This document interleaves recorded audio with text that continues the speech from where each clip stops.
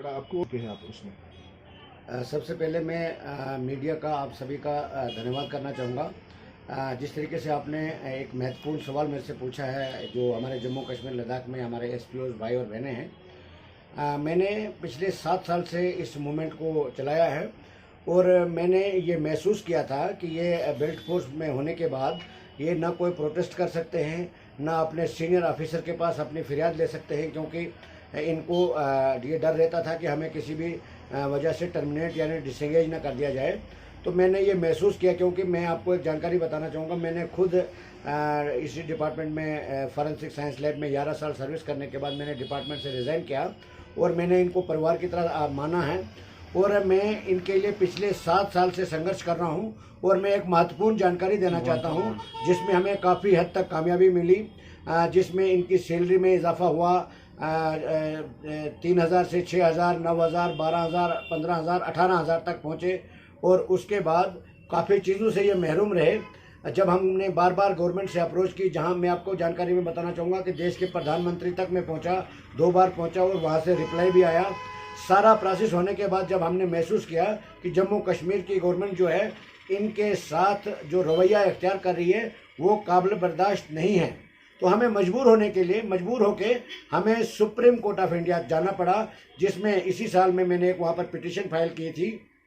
उसमें हमने सिंपल जम्मू कश्मीर लद्दाख के एसपीओ के लिए ये मांगा था, एक नंबर 1 इनकी रेगुलर पॉलिसी फ्रेम हो जाए, दूसरा इनकी सैलरी में इजाफा होना चाहिए, तीसरा इनको एक्स ग्रेशिया रिलीफ, यानी जब कोई हमारा एसपीओ भाई शहीद होता है उसको 2.25 लाख रुपए से बढ़ाकर कम से कम जो कांस्टेबल को दिया जाता है वो इनको दिया जाए।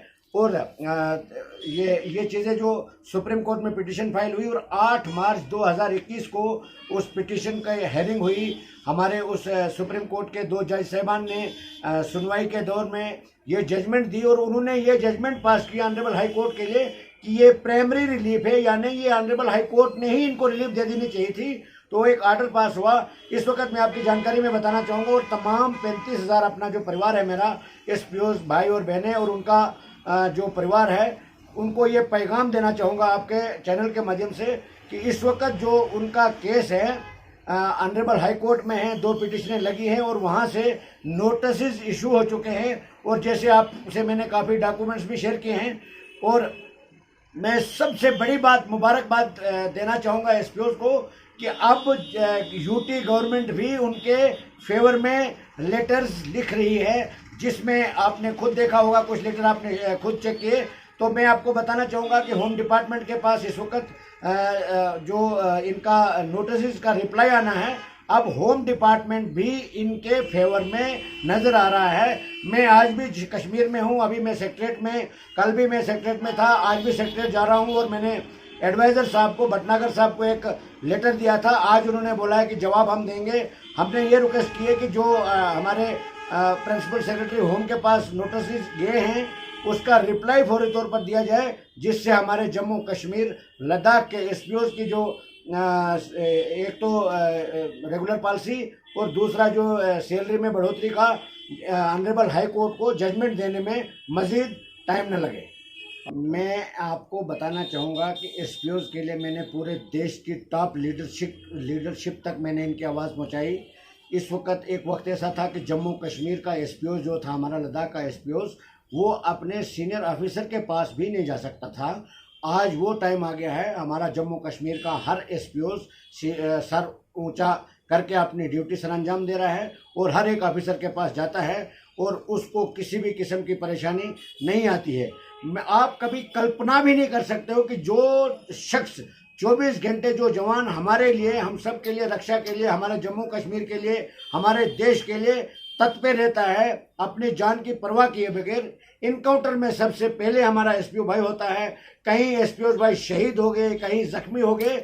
उसके बाद भी आप कल्पना तक नहीं कर सकते हो कि जम्मू कश्मीर के जो पुलिस के सरबराह हैं, डीजी साहब, उनको अभी भी उनके लिए, उनके दिल में उनके लिए हमदर्दी नहीं आ रही है। मैं आपके चैनल के माध्यम से ये पुरजोर अपील करना चाहूँगा एलजी साहब से कि वो भी इसमें ज़ाती तवज्जो दें और मज़ीद जम्मू कश्मीर के एसपीओ को सफर ना करना पड़े। और दूसरी बात, मैं honourable home minister of India को एक मेमोरेंडम दिया था, जिसमें हमने रिक्वेस्ट की थी कि जब होम डिपार्टमेंट ने ऑलरेडी एक्सेप्ट किया है कि रेगुलर पॉलिसी फ्रेम करने में हमसे 18 महीने डिले हो गया है, अब क्या प्रॉब्लम आती है इनको नोटिस का जवाब देने में। तो मैंने होम मिनिस्टर साहब से अपील की थी कि आप उस डायरेक्ट कीजिए हमारे जम्मू कश्मीर होम डिपार्टमेंट को कि वो रिप्लाई जल्द से जल्द दे, ताकि जज साहिबान को जजमेंट देने में टाइम न लगे। और मैं आपको एक जानकारी देना चाहता हूँ, कुछ ही दिनों के बाद मैं दिल्ली जा रहा हूँ, और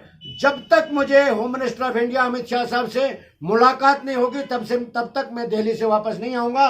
और ये बताना चाहूँगा कि जिस दिन मैं अमित शाह साहब से तफसीली मेरी मीटिंग उनके साथ हो गई, जम्मू कश्मीर के लद्दाख के एसपीओज को उनके हक से कोई भी ताकत महरूम नहीं रख सकती। ये मैं आपके चैनल के माध्यम से तमाम एसपीओज को ये पैगाम देना चाहता हूँ। और दूसरी बात, हम सबको जुडिशरी पे, हमारे जम्मू कश्मीर के ऑनरेबल हाई कोर्ट पर पूरा भरोसा है। इनके साथ मजीद जुल्म अब नहीं होगा। जम्मू कश्मीर हाई कोर्ट की तरफ से इन सब एसपीओज को राहत मिलेगी, यही मेरा पैगाम रहेगा उन 35,000 एसपीओज भाइयों बहनों के लिए और उनके परिवार के लिए।